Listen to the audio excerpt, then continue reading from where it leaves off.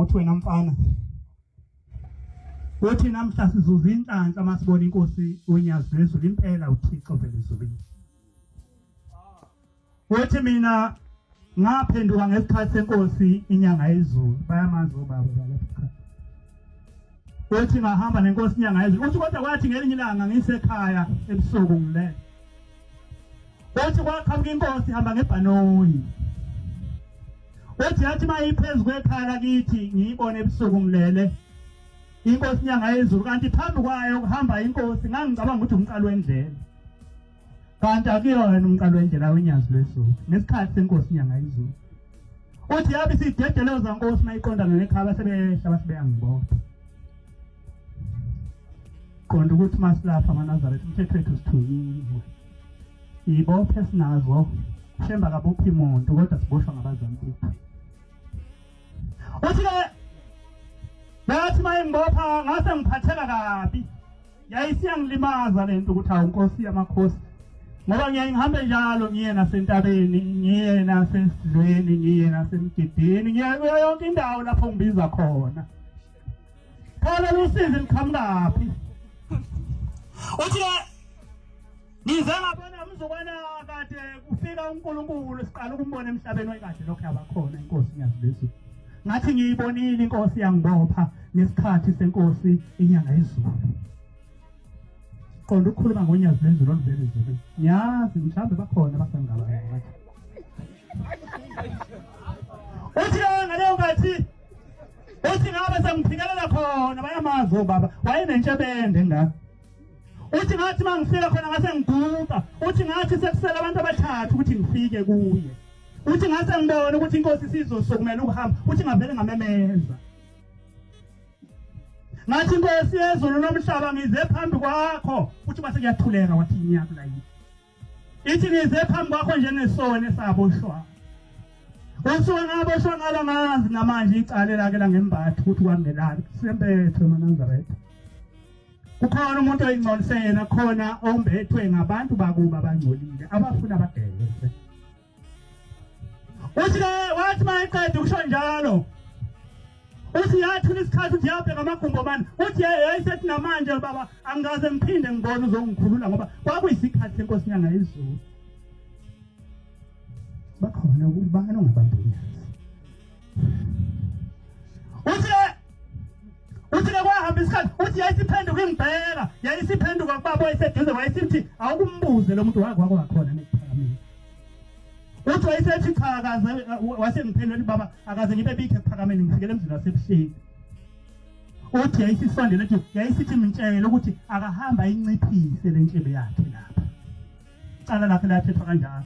Angazi nje makusuka mina ngiyinciphisa kungashiwa ukuthi kuzawuthiwana ezulwini. Uthi yathangona yosongase ngicabanga uthi ngase ngikhunjulwa kanjalo icala lami laselithethwa kanjalo. Uthi ngithenga elinye ilanga ngase ngicabanga ukuthi ubaba umdala wamakaze ngimenzele umsebenzi. Ithi ngase ngihlela ngiseThekwini ngathi ngizophenduka ngize lapha ekhaya. Uthi mangifika lapha ekhaya akukuningi engizokwenza. Ngizocela nje ukuthi ngimenzele umsebenzi ngoba akazange akhushule nabadala zibamkhuphula. Uthi ngizomcelela lokho nje. Uthi ngase ngiphenduka. Uthi ngithema ngizokwehla kwase kufika yini uqobo. Wayesethi mfana ngicela ungisize. Sithunyiwe eManazaretha. Uthi ngicela ungisize mawufika ekhaya. Uthi ngicela uqale uyongiyusela intethelele enkosini uNyazi lwezulu. Awuthi ngabulala umuntu. Leli icala lami lokuhambisa umuntu lihleli kuwe namhlanje ngabulala umuntu. Uthi ngase ngiphenduka ngifika. Uthi nganginethemba lika-Anto yedwa ngangomfice ekhaya. Uthi ngathi mangifika ekhaya. Uthi ngase ngisondela kuye wayizele umsebenzi engangizowenza sasingakenziwona lo kababa. Uthi ngathi mangifika ngase ngiyamcela ngathi anti ngicela ukubuza ubaba umdala ukhona nomuntu wakwahamba emhlabeni ngaye.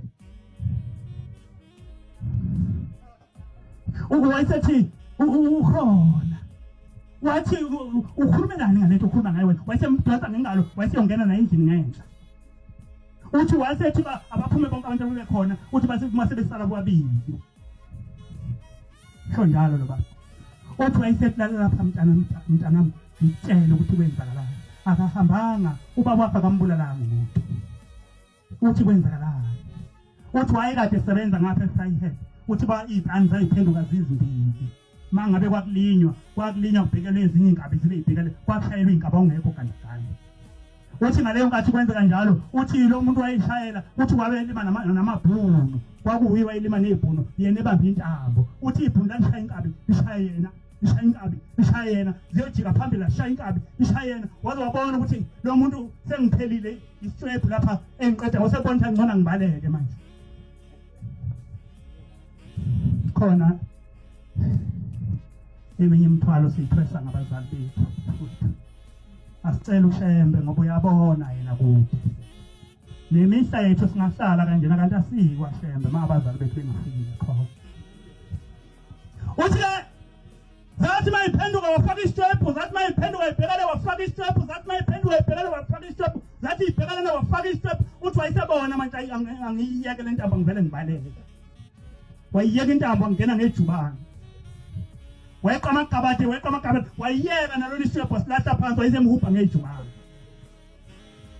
Amhupha ibhunu lasemva kwakhe ngejubane, lamhupha ibhunu lasemva kwakhe ngejubane. Kwasho ukuthi uya ngokukhathala lo muntu ohujwayo. Lase liba nenhlanhla yokuhlangana netshe, lathola itshe elikhulu emshana edlula itshe eduze kwekhanda lokuhlala ngaphambili. Lithe amahlala ngaphambili kanti useseduze, wayesecoshele litshe wathi yaphenduka kanti useseduze. Wathi amshaka utshe ahlala esimongweni wayewawa, wagijima waqinisa. Uthi wathi yaphenduka yabheka wabona akasekho lo muntu emva kwakhe. Uthi waqina kakhulu ngejubane, wathi yaphenduka wabona akavuki, wagijima kakhulu. Uthi waqhamuka ngesikhala, uthi wehle sehla lapha ehlango sonkomose ngoba wadabula edolobheni, ehla waze wazofika ekhaya. Uthi wambulala kanjalo umuntu. Wayengathandi. Akamsukelanga nje wamdubula. Mhlawumbe wakhona abanebhama ngazi isiphatho kanjani noma baye bamqonde bamdumela.